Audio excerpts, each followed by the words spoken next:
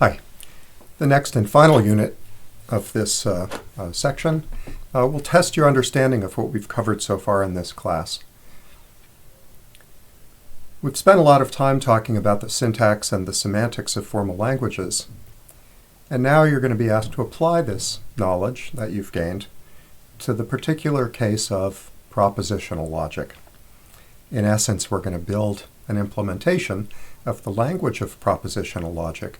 Then we'll use that implementation to talk about the critical concepts in logic of validity, satisfiability, and unsatisfiability. I'm going to guide you through much of what you need to do, and I'm going to leave some holes for you to fill in. And that will be your assignment. And by filling in those holes, with my help if needed, you will demonstrate your mastery of the material that we've covered in this course. Okay? Good. So let's proceed. First, it's been a little while. Sorry about that. So if you would kindly go back and review the last lecture on the introduction to propositional logic, that would be useful for you, perhaps. If you think you can proceed without doing that, then go ahead, because I'll give a brief review here. Okay, so here we go. So a formal language has a syntax and a semantics. The syntax, as we've discussed many times, defines a set of syntactically valid terms or sentences or strings, if you want to think of them that way, in a given formal language. If you think about Python programs, for example, not every string is a syntactically valid Python program, and but some strings are syntactically valid Python programs, and there are rules for building larger syntactically valid Python programs out of smaller ones.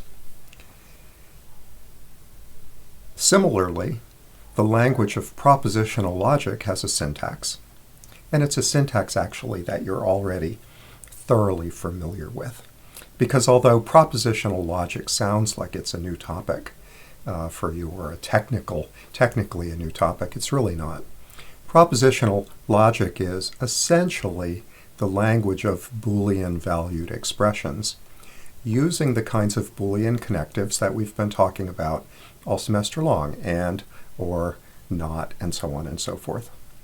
So on this slide, I summarize the entire syntax. In fact, this is a slightly more complicated version than necessary, the entire syntax of propositional logic. So as with many of the languages that we've discussed so far this semester, propositional logic as well has three kinds of expressions, or rules for forming syntactically correct expressions. We have literal expressions, variable expressions, and connective expressions, or expressions built out of smaller expressions using connectives of various kinds. This is just like in the language of arithmetic expressions, where, for example, we have literal expressions like 3 or 4, where we have variable expressions like x or y. And then when it comes to the semantics, we have a way of interpreting variables as having particular values. And we have connective expressions, if you will, in arithmetic, the language of arithmetic expressions. So, for example, x plus 3.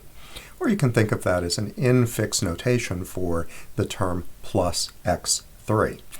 Okay? And if plus x3 is a term, well, then plus x3 plus x3 is a larger term. You can take smaller terms and build arbitrarily larger terms. And thus you get an infinite set of syntactically correct expressions by simply applying the rules of expression construction, starting with basic expressions like literal and variable expressions. So it's just the same with propositional logic. We have literal expressions, variable expressions, and connective expressions. Except here, our language is not meant to support the expression of and computation with expressions that mean numbers, arithmetic expressions, but rather logical expressions that we interpret as meaning assertions about the world. Okay, so we're going to start. Let's go over the classes of the classes of propositions here. We have literal expressions in propositional logic. Again, whenever I say propositional logic, just to make it easy on yourself, think, oh, all he really means is Boolean expressions. Okay, so true and false are expressions, literal expressions in propositional logic. We have an infinite set of possible variable expressions in propositional logic. So, in a logic book, you'll see variables like x, y, and z, but we use those sort of very short identifiers, really, typically to represent concepts that or propositions that might be more interesting. So instead of writing, for example, Kevin is from Charlottesville as one great big giant long identifier, giving us a sort of a sense of the intended meaning of that proposition, is he or isn't he, is this proposition true or false, we just use very short variable names for propositions. So we have an infinite set of propositional variable expressions, and then given literal expressions and variable expressions, we can build yet larger expressions, from which we can then build even larger expressions inductively, in just the way that we've seen with the other languages that we've looked at this semester. And so here are the rules, and you'll see that these get translated simply into constructors when it comes to a kind of formal implementation of these concepts. So if E, E1, and E2 are expressions in propositional logic, which means that they could be either literal expressions or variable expressions or compound connected expressions. So if E, E1, and E2 are expressions, then you can build larger expressions in the following way. Putting not in front of E builds a larger expression, not E. On the left-hand side of the sub-bullets here, we see the prefix notation for that proposition. And on the right-hand side, we see the sort of symbolic, the symbols that people use to write these sorts of expressions concisely. So the angle iron character E, we read that as not E. Similarly, and or implies equiv, or if and only if, and conceivably some other Boolean operators as mathematical constructs are represented as syntactic constructs here. So we have and as a connective. So if E1 and E2 are expressions, we can build a bigger expression, E1 and E2. If E1 and E2 are expressions, we can build a bigger expression, E1 or E2. And uses the and symbol, or uses the or symbol. We can build a bigger expression, E1 implies E2. We can build a bigger expression, E1 if and only if E2. Now, all I've said here so far really is how we can build larger strings out of smaller strings in the language of propositional logic. I haven't said anything about interpreting these strings as meaning something. Okay, so that's the issue of semantics. So we've talked about syntax. Now let's talk about the semantics of expressions in propositional logic. And the short version is expressions in propositional logic just mean either true or false. An expression evaluates, if you want, under an interpretation for the variables to either true or false.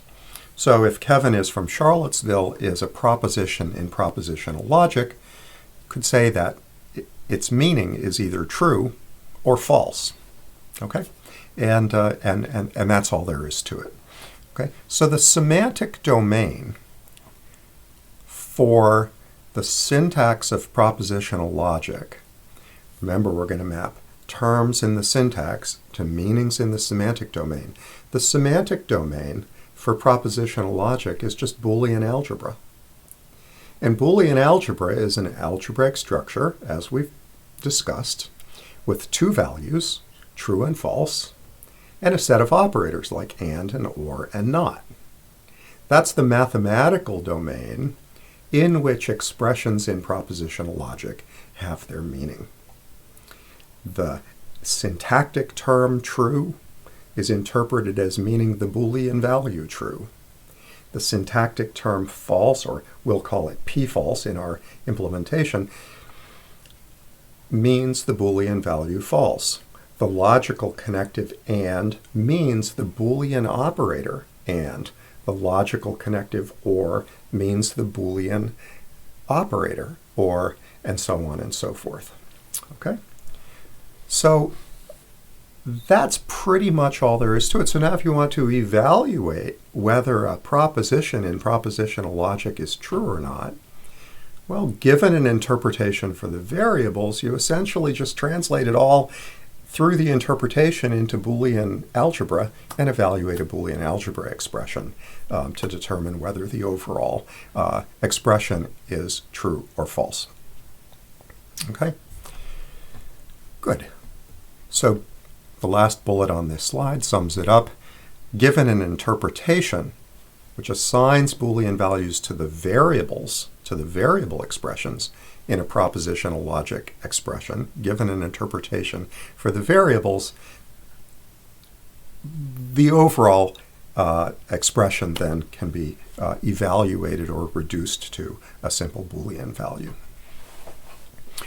Okay, so now if we wanted to formalize and implement these ideas in a way that enables automated analysis of logical expressions, that's pretty cool, then we implement it in the way that we've implemented numerous other formal languages so far in this class. We define an inductive type whose values are expressions. So we use data types to define the syntax of a language, where the values of the data type are essentially the strings that are syntactically valid expressions in the language that we're defining. We're going to define a function that we'll call an interpretation function that takes variables to their Boolean values, okay? And that will be an interpretation for the variables within the variable expressions of our language. And finally, we'll define an evaluation function that will take an expression, just like our evaluator for arithmetic expressions took an arithmetic expression and an interpretation for the variables in that expression. We'll define a corresponding evaluation function that takes a propositional logic expression and an interpretation for its variables, relating each variable to a Boolean value, and that then reduces the entire expression to the Boolean value that it means under that interpretation. Okay, so if this is confusing, go back and revisit the work that we did on arithmetic expressions, and then go to the longer lecture on propositional logic, covers all of this in detail, and then come back here and go ahead and proceed.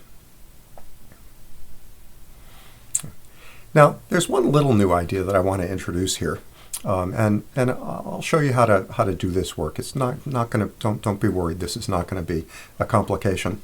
I want to introduce the idea of concrete versus abstract syntax.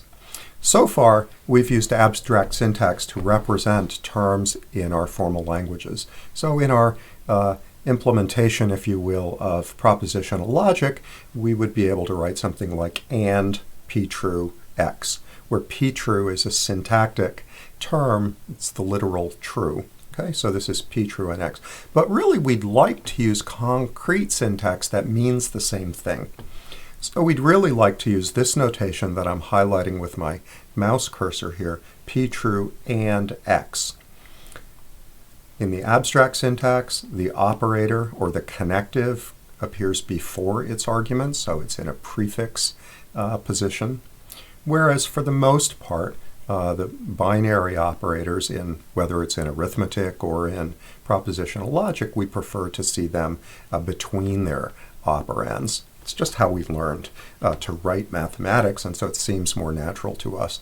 And frankly, it's a little easier to write, an upside down tent-like character than to type out or write out the word AND. So it's symbolic logic. So the idea then is that we can simply define what we call syntactic sugars.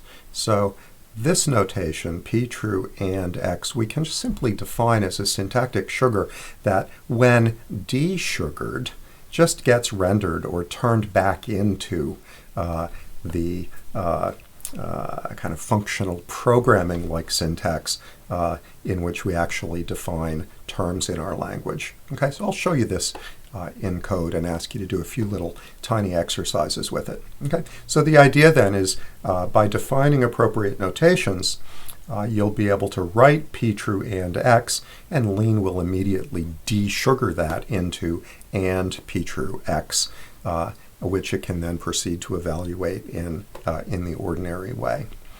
Okay, so lean is one of numerous languages that supports this notion of syntactic sugar, and thus enables us to write languages that have a nice human-oriented, concrete syntax, so that we don't have to write everything out in sort of ponderous, functional programming-like terms.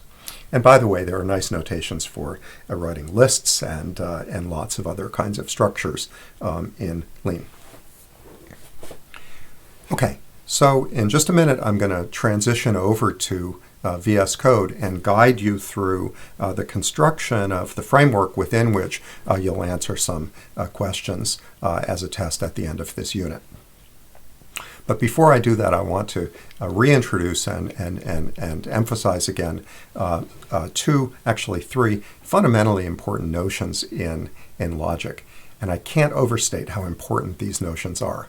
And so, I wouldn't want you to walk away from this class without having a grasp of these notions. We come to these concept notions in logic of the validity of a proposition. So there are three terms, as I said. A proposition is said to be valid if it is true, semantically, under every possible interpretation. A proposition is said to be satisfiable if there's at least one interpretation under which it evaluates to true, or under which we say it is true.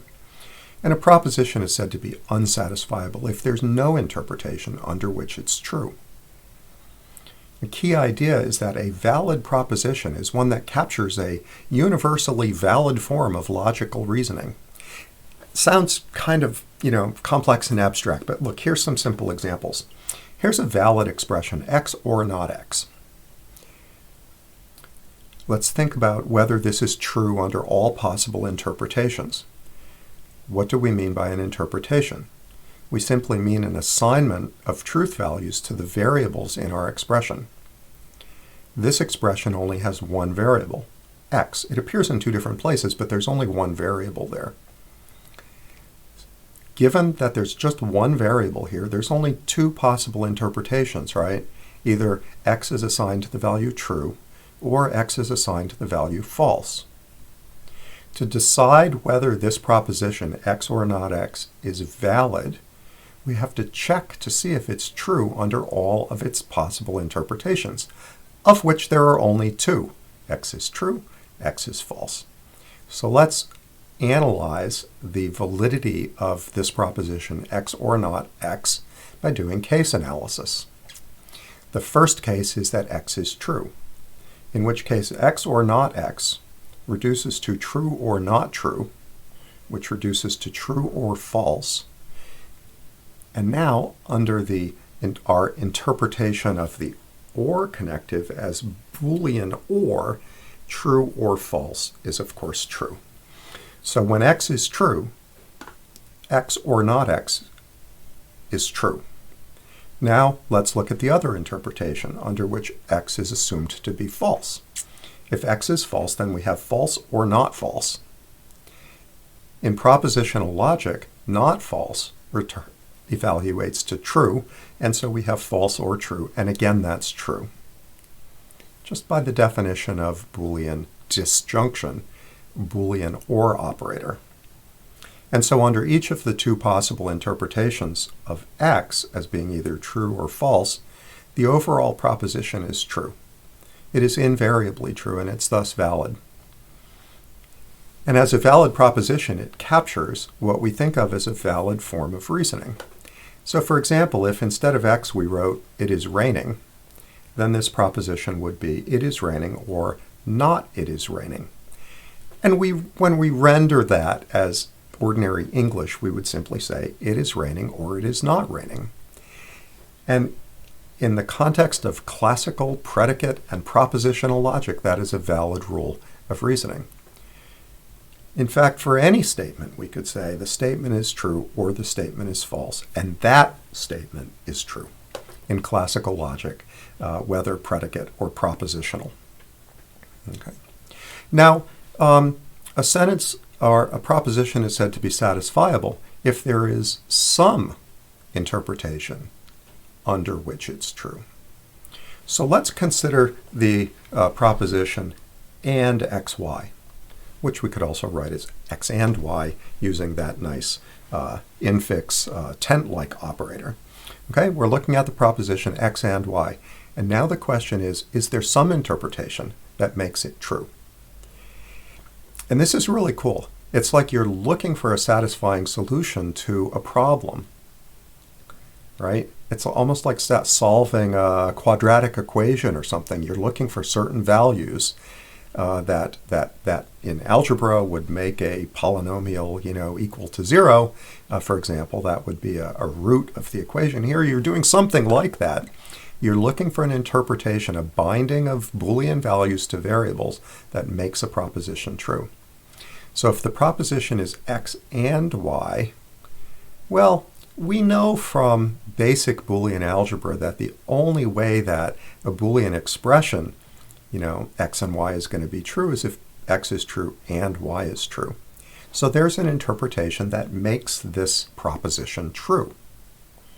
If we assign x the value true and we assign y the value true, or if we assume that x is true and assume that y is true, then we can see that the proposition x and y semantically will be true as well, because x evaluates to true, y evaluates to true, and evaluates to the Boolean and operator, and applying that operator to those two Boolean values, true and true, yields true. Okay, now this proposition, on the other hand, is it valid? Is it true under all possible interpretations? Well, let's think about that. Our expression, our proposition is x and y. There are two variables there. X can be either true or false. Y can be either true or false. So we have four possible interpretations now, right? Remember the number of variables, 2 to the number of variables, that's the number of possible assignments of Boolean values to 2 or n Boolean variables. So we've got x true, y true, x true, y false, x false, y true, and x false, y false. Okay, this is an easy one. If you look at x true, y true, well, x and y is true, but under any of the other interpretations, that proposition is false. So x and y is false, for example, if x is true and y is false, because x evaluates to true, y evaluates to false, the connective and evaluates to Boolean and operator, applying the Boolean and operator to the arguments true and false, interpretations of x and y, yields false. And so the overall proposition is false under that interpretation. In fact, the only interpretation under which it's true is the one where both x and y are true, of course. Okay. Well, let's consider just as a little kind of a mental exercise here. It's not on the slide. What about the formula or the proposition x or y? Is it valid? In other words, is it true under all possible interpretations of x and y? If you're not sure, just enumerate the possible interpretations. X is true and y is true. X is true and y is false. X is false and y is true. X is false and y is false. 2 variables, 4 interpretations. The or connective evaluates to the Boolean or operator in the algebraic structure of Boolean algebra. Okay? And so now apply that Boolean function, or, to those 4 combinations of values for x and y. If they're both true, the answer is true. If one is true and the other is false, why, the answer is still true, because that's the definition of the or disjunction operator in Boolean algebra. But if both x and y are interpreted as being false, then the overall proposition is false. So it's not true under all interpretations, so it's not valid. So x and y, as well as x or y, are propositions that are both valid but not, both satisfiable, in that there is some interpretations or interpretation that makes them true, but they're not true under all possible interpretations. And the simplest or a simple example of a proposition that is unsatisfiable, of course, is x and not x. Okay? There's one variable in this expression, just x. So there's two interpretations. X is interpreted as meaning true, x is interpreted as meaning false, or by shorthand we can just say x is true or x is false. So let's do case analysis. If x is true, then x and not x is true and not true, which is true, and false, which is false. If x is false, then x and not x is false and not false, which is false and true, which again is false. So there is no interpretation, no value, no truth value for x that makes the proposition x and not x true. It's like an inconsistent system. It has no solution. Okay? It's an algebra problem with no solutions. It's like a polynomial with no roots, if you want to think of it that way a little bit. Okay? Now here's the really cool thing about propositional logic. We can always evaluate a proposition, at least in theory. Maybe it's not practical, but we can always evaluate a proposition under all of its interpretations. I mean, if a proposition is some big old proposition with, let's say, n different variables in it, well, how many interpretations are there? If you have one variable, you've got two interpretations. If you've got two variables, you've got four interpretations. Each time you add a variable, a third variable, well, it can take on one of two values. And for each of those two values, there's four possible values for the other two variables. So now you've got 8. 2 to the q, 2 to the 3 is 8. If you have 10 variables, how many interpretations might you have? Do you have? Well, it's 2 to the 10th, which is about 1,000. And if you have 20 variables, you've got about 1,000,000 interpretations. 30 variables, about 1,000,000,000 possible interpretations. Okay, so you can see that in principle things might start to get a little bit slow, but in theory you can evaluate a given proposition in propositional logic under all possible interpretations. That is a really important idea. Okay, because it says that we can assess the validity or the satisfiability of a proposition in propositional logic semantically by just computing the semantics, by looking at the semantics of that proposition under all possible interpretations. Okay, so that is a really, really important idea, and it underlies the next great challenge in understanding logic, which is that when we get to predicate logic, as opposed to propositional logic, the concept of interpretations gets infinitely more complicated. In fact, you can no longer enumerate all possible interpretations. And so you need to have a different way to assess the validity of a proposition in predicate logic than in propositional logic. You need a syntactic rather than a semantic way to assess validity. And that leads into the whole notion of propositions and proofs. Proofs are essentially syntactic arguments or structures that witness the validity of a proposition in predicate logic under any possible interpretation, where variables can represent things like people, not just Boolean values, or cars, or spaceships, or electrons, or characters in a game. You can see there's no possibility of enumerating all possible interpretations when variables can represent anything at all, which is the fundamental difference, really, between propositional and predicate logic. But we're getting ahead of ourselves here. We're not going to go there. right now. We're not going to go there until next semester, and I hope you'll join me next semester, notwithstanding, well, let's not go there. Okay, so in this sort of talk, we've reintroduced, reminded you about the syntax and semantics of propositional logic, and now we're going to build up an implementation, a formal specification, if you will, an operational specification, an executable specification of the syntax and semantics of propositional logic. And as I said, I'll leave a bunch of holes in it for you to fill in.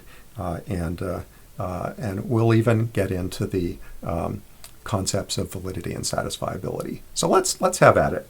And I think you'll enjoy this and come away from this with a really thorough understanding of the really important concepts of and distinction between the syntax and the semantics of a logic, which is essential and in the future, I believe, will be much more important to programming than it is even today, for reasons that we can discuss at a different time. Okay, so let's hop over into VS Code and we'll take it from there.